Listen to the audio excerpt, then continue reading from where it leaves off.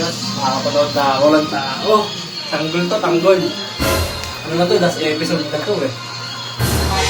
Kinakabahan ako, baka bumatay ito.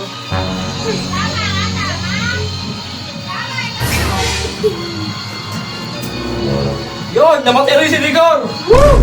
Yes! Oh! Si ano yan, oh! Napaparin yan eh, tanggol yan eh, napanood ko yung bayaw eh. Tignan mo ha. Yan, tututukan niya ng baril bayaw, tignan mo. Oh.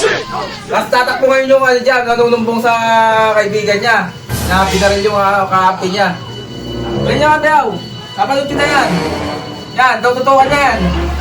Oh, yun ang sinabi ng Abdon doon, mapatayin mo siya. Eh, akala niya patay na, buhay ka pala. Patayin mo. Patayin mo.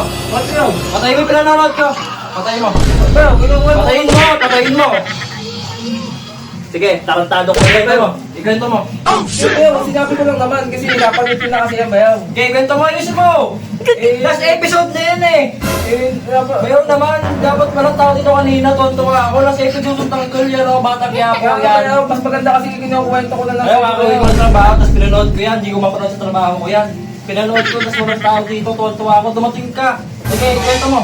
Igento mo maayos. Ano mangyayari?